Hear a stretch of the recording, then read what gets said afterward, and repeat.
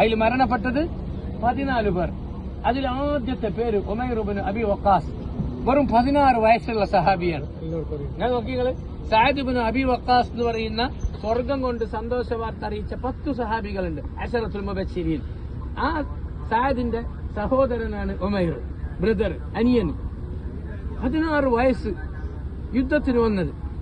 നബി സല്ലല്ലാഹു അലൈഹി വസല്ലം തങ്ങൾ ആ സഹാബിയെ തിരിച്ചയച്ചിരുന്നു. പ്രായം ചെറുത്, യുദ്ധത്തിൽ വരണ്ടാണ്. പക്ഷെ റസൂലിന്റെ കൈ പിടിച്ചിട്ട് എന്നെ തിരിച്ചയക്കരുത് നബിയെ എന്ന് പറഞ്ഞ് കരഞ്ഞപ്പോ റസൂൽ എന്ത് ചെയ്തു? കൂടെ കൂട്ടി.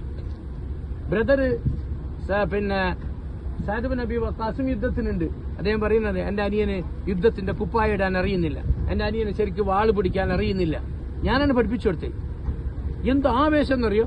ദീനിന് വേണ്ടി പണിയെടുക്കാൻ അവർക്ക് ഭയങ്കര ആവേശമാണ്. 16 വയസ്സുള്ള നമ്മളെ പുരയിലുള്ള കുട്ടിക്ക് ഹാലി ഇത് മാത്രമേ അറിയുള്ളൂ. ഒരു സാധനം വാങ്ങി വെച്ചാൽ നേരെ വാങ്ങിയിട്ട് വരാൻ അറിയില്ല.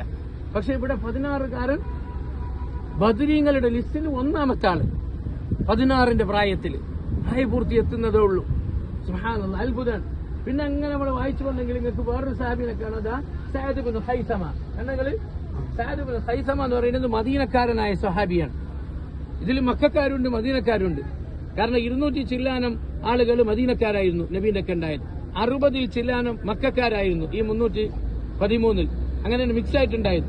ഈ സഅദ് ഇബ്നു ഖൈസമ മദീനക്കാരനായ സഹാബിയാണ്. ഇസ്ലാം സ്വീകരിച്ചിട്ട് വെറും 1.5 വർഷം മാത്രം പ്രായമായിരുന്നു. ബദറിലേക്ക് റസൂൽ വിളിച്ചപ്പോ വാപ്പയും വന്നു, മകനും വന്നു. റസൂൽ പറഞ്ഞു ഒന്നെങ്കിൽ വാപ്പ അല്ലെങ്കിൽ മകൻ, രണ്ടാളും വിട്ടുകൊടുക്കുന്നില്ല. റസൂൽ പറഞ്ഞു നറുക്കിടണം. നറുക്കിട്ടപ്പോ നറുക്ക് വന്നത് മകനാണ്. മകനോട് വാപ്പ പറഞ്ഞു ഞാൻ പോവാൻ മോനെ, ഈ ചാൻസ് എനിക്ക് തരണം. മകൻ വിട്ടുകൊടുത്തില്ല. അങ്ങനെ ഇസ്ലാമിന് വേണ്ടി ആവേശത്തോടുകൂടി വന്ന് ബദറിന്റെ വിരിമാറിൽ ഷഹാദത്ത് വരിച്ച സഹാബിയാണ് സഅദ് ഇബ്നു ഖൈസമ. നിങ്ങൾ അവസാനം നിങ്ങൾക്ക് മറ്റൊരു പേര് കൂടി കാണാം, ഉമൈർ ഇബ്നുൽ ഹമാം. ബദർ യുദ്ധം നടക്കുമ്പോൾ സ്വർഗത്തിന്റെ മണം എന്റെ മൂക്കിലേക്ക് അടിക്കുന്നു എന്ന് റസൂലിനോട് പറഞ്ഞ സഹാബിയാണ്.